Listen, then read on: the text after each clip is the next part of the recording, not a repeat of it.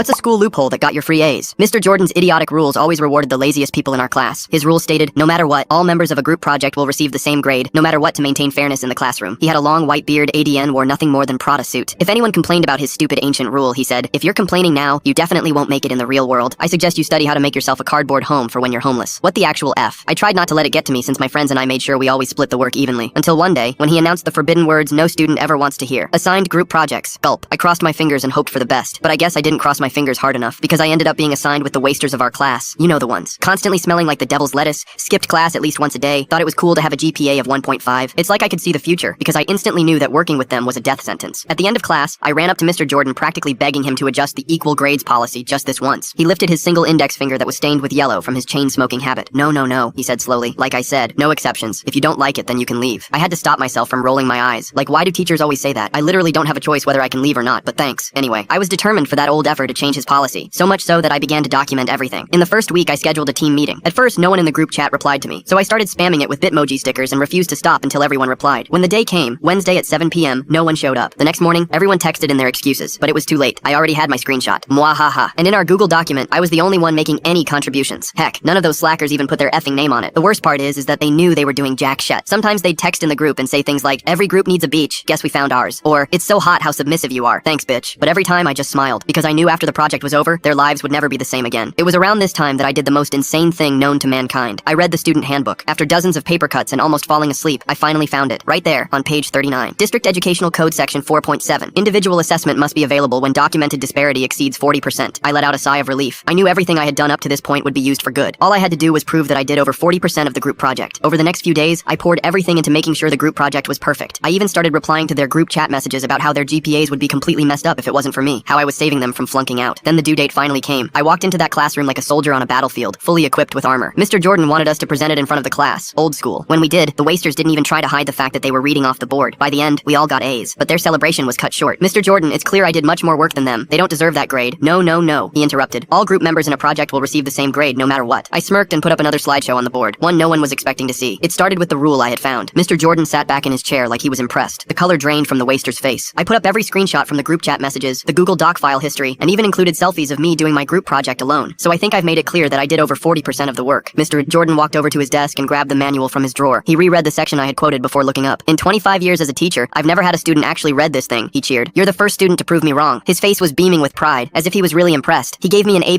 and failed the rest of my group chat. I smiled. The slackers ended up flunking out because of how low their grades were. I thought I had won, but the next day when I came to school, I was cornered. Not by the slackers, by the police. They had found bags of blow in my locker. Full story on channel, link below.